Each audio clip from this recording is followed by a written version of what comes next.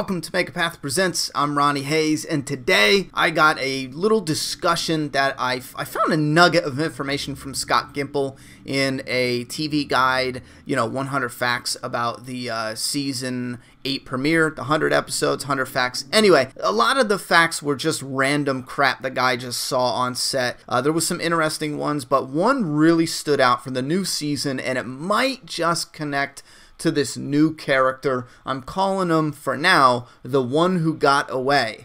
Now, previously I did speculate that maybe Carl was either looking for Morgan to bring him a sandwich because of the teaser. He was either looking for Morgan and he ran into this new guy, or they were on a supply run and he ran into this new guy and he was bringing this new guy some food. The guy was staying out in the woods. Now, that is just the setup, but here is what Scott Gimple said when the TV guide went and did a little tour of the filming set for episode 100. It said, unlike season 6, which took a break for Morgan's quieter episode, there are no pauses in season 8, or are there? And this is where it's quoted. Scott Gimple says, there is a little something in there that might feel like a de-escalation one-off. It'll be like, wait, how did that happen? No. It's not a one-character story, it's a bit of a left turn, and the episode is mainly there to explain how the hell something else happened. Now, rewind that back real quick. The first quote, there's a little something in there that might feel like a little de-escalation one-off. He's talking about one episode, a one-off episode where a lot of it is war in the beginning of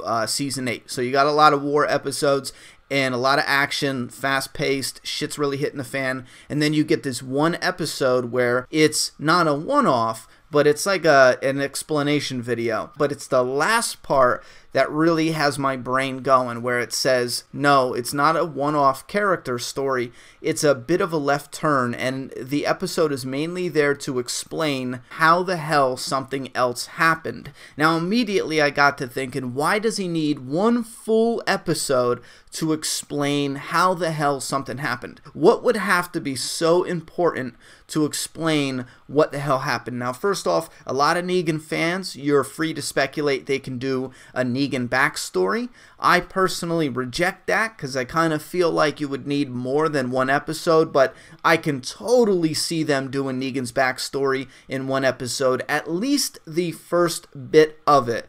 The whole Lucille reveal, if you know what I mean, for the fans who read the comic. But the connection from the Lucille reveal to, let's say, when he meets up with the Saviors, I think you need a little bit more than an episode, but you could probably squeeze it all in there. So you could speculate it's going to be a Negan story. But me personally, I think maybe this is going to explain what happened with the Oceanside community. Now, this is a community that we already got introduced to. We already got a explanation of its backstory as far as all the men being lined up and shot in the back of the head, all the men older than 10 years old. But if there was one who was able to escape the lineup and who's out there free and surviving on his own because he tried going back to his group after a while, maybe he got lost out there in the wilderness or was on a run that took a few weeks. By the time he got back, his camp left. Because remember, they left in the middle of the night because Negan expected them to still work for him, and all the girls left and took the kids, and they moved to where the Oceanside is now. Now, this makes it interesting because Oceanside doesn't want to fight. And we're either going to get a scene where the Oceanside decides to fight, but they gotta show us what pushes them to that edge.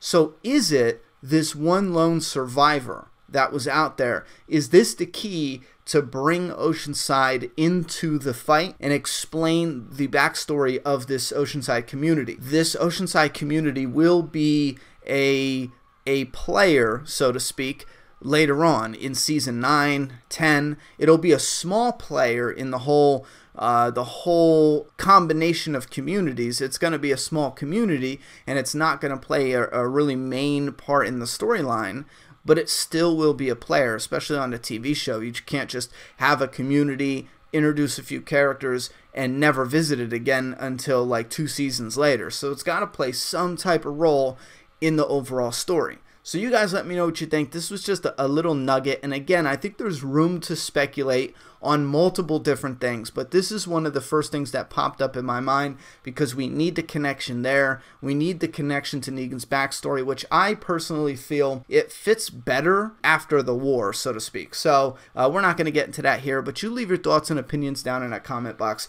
What do you think about this bit of information? Do you think this one is a total miss, or do you think this is possible? I'll say it's a 50-50 for me. I think that I wouldn't be surprised if I was way off on this one, but I do feel like it could be kind of close. So put your thoughts and opinions down in that comment box. I'm done talking. It's your turn.